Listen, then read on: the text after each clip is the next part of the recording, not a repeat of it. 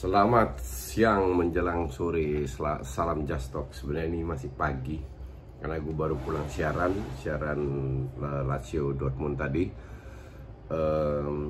Terus gue bikin video setelah nonton berapa highlights. Jadi besok diposting siang ke sore. Oke. Jadi gini, ada beberapa match yang mengejutkan. Gue mulai dari match yang gue tonton lah, yang gue tadi siaran, Lazio Dortmund. Lazio sangat layak menang. Bermain tidak terlalu bagus, tapi mereka diuntungkan dengan gol yang cepat sekali, sehingga Dortmund harus keluar. Dan ya Dortmund hancur-hancuran mainnya. Passingnya babak pertama jelek banget. Dan setelah 1-0 itu Lazio bermain ya lebih, kalau gue sebut istilah gue itu reaction football. Jadi bermain dengan ya lebih kasarnya ngincer counter attack lah. Dapat gol kedua dengan bola dari corner. Babak kedua Dortmund bermain jauh lebih bagus, tapi ya di belakang tetap bikin blunder. Wah, pemain belakang itu parah banget asli kemarin itu. Makanya dapat 1 gol dari Haaland, golnya keren. Terus kebobolan lagi. Jadi Lazio secara overall layak menang lah. Oke, ntar gue buka laptop gue dulu, gue cek dulu skornya. Terus yang mengejutkan ya Chelsea Sevilla. Sevilla memang tim bagus, tapi Chelsea seharusnya dengan udah fitnya semua pemain, harusnya bisa menang feeling gue ya. Karena Sevilla itu lebih mengandalkan serangan dari sayap seperti yang gue katakan. Cuman Lampard ini yang jadi masalah kan penempatan pemain. Dia taruh lagi Mason Mount, line up-nya seperti kemarin. Baru menit 62 Ziyech masuk, Mason Mount diganti.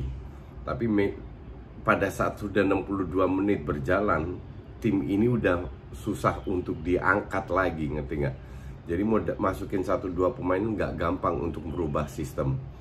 Harusnya Lampard itu dia suka banget sama Mason Mount. Kan gue bilang Mason Mount itu kalau masukin gantiin Jorginho atau gantiin Kante di tengah, disitulah. Ini juga salah satu kelebihan pelatih bisa memanfaatkan kualitas pemain atau tidak.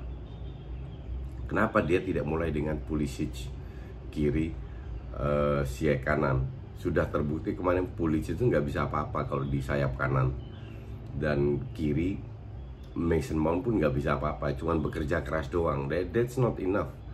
Pemain yang punya ekstra nilai tambah itu harus dimanfaatkan, dan harusnya Ziyech itu di kanan, Pulisic kiri, Havertz di belakang Werner. Nah sekarang terlalu ngandelin Werner dapat 1-2 peluang kecil ya nggak terjadi gol. Kalau gue bilang nih kesalahan dari Lampard, kurang berani, dan mereka kehilangan 2 poin. Beruntung Rennes sama Krasnodar juga seri, sehingga di grup itu ya semua dapat 1 poin. Oke. Ke Barcelona mainnya seperti biasa mengandalkan filosofi. Gue nonton Barcelona tadi di handphone pada saat nonton Dortmund Lazio. Ya bermain cukup bagus. Memang tidak terlalu banyak peluang di babak pertama karena mereka ngandelin counter, dapat 1 gol yang dianulir, golnya keren banget by the way. Sehingga ya Barcelona berusaha teruslah mencari sampai akhirnya Messi dapat penalti. Terus 2-0 Ansu Fati itu, kalau lihat asisnya dari De Jong itu keren banget, finishingnya juga keren. Walaupun mungkin gue nggak tahu apakah tujuannya Ansu Fati itu atau enggak ya, tapi ya anyway masuk. Coutinho 3-0. Terus kartu merahnya Pique. Aduh,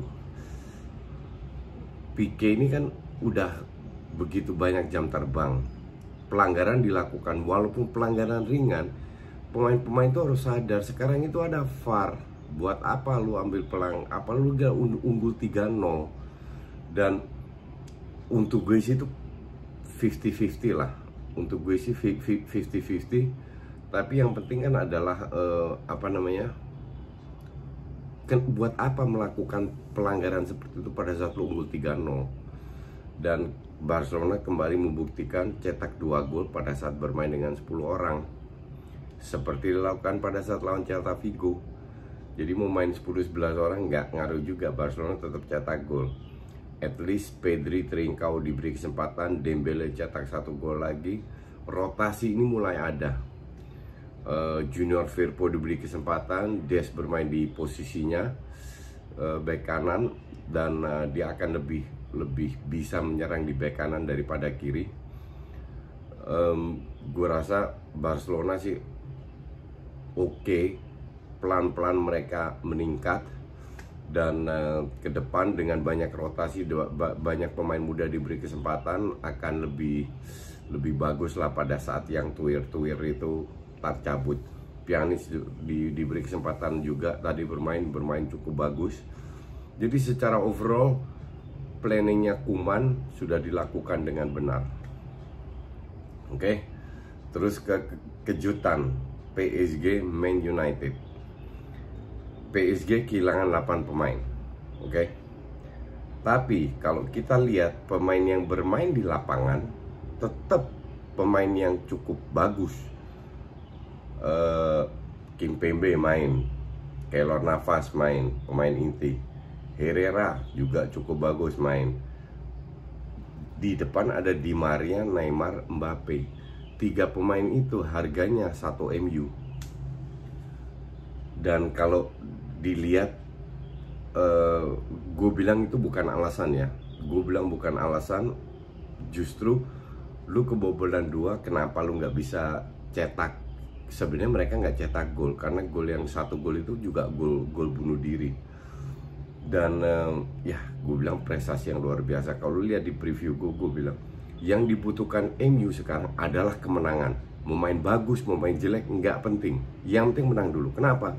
Pada saat MU bisa menang beruntun, percaya diri pemain meningkat. Oke. Percaya diri pemain meningkat, baru pelan-pelan dirubah dengan pemain bagus. Yang bikin gue agak kaget, MU bermain dengan 3-4-3 dengan 3 center back. Luke Shaw yang gue sudah bilang dia bisa bermain dengan sebagai center back, which is good.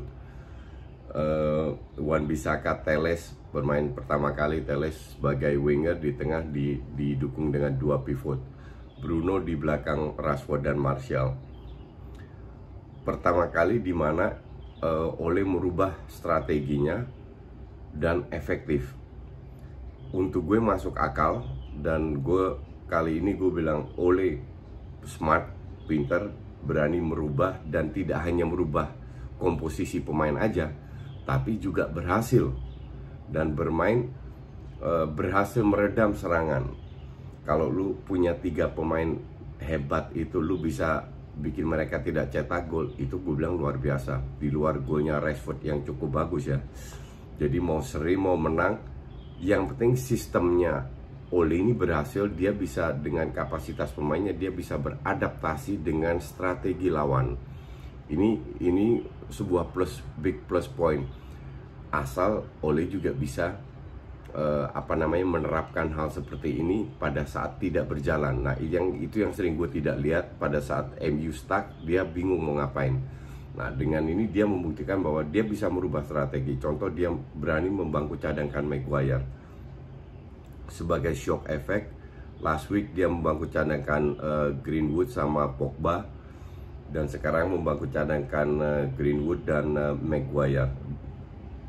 Bahkan Pogba pun di bench, dan cukup berhasil. Berkat Pogba juga Rashford bisa mencetak gol. Intinya adalah permainan MU ini tidak harus selalu bagus, tapi minimal mereka bisa selalu menang. Ini untuk percaya diri pemain meningkat, dan Ole harus lebih efektif lagi, lebih berani merubah strategi pada saat timnya nggak jalan. Kali ini dia berhasil, salut buat Ole, tapi untuk gue masih belum jadi parameter. Dia harus menunjukkan lagi, karena MU seringkali stuck. Oke. 1-2, justru PSG yang gue bilang, PSG ini tim aneh ya.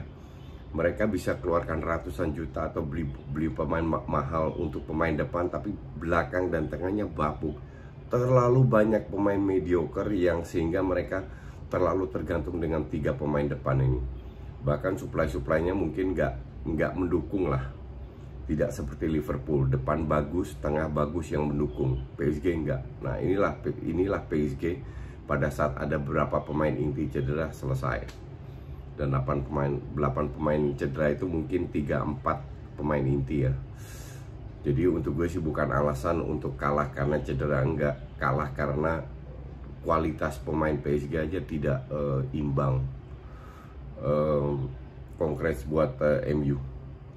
Terus ya RB Leipzig ini kan grupnya MU ini kan seru.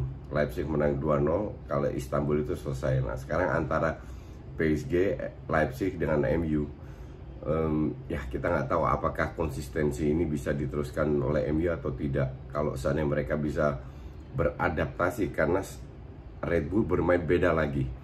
Dan di situ Oli harus bisa mengincar direct game-nya dari Red Bull. Bahwa MU menjadi juara grup bisa aja, tapi bisa juga MU out dari grup ini kalau mereka tidak bisa bermain konsisten. Ini yang menjadi masalah konsistensi untuk MU. Oke, sementara itu dulu, besok kita lanjut lagi. Thanks for watching.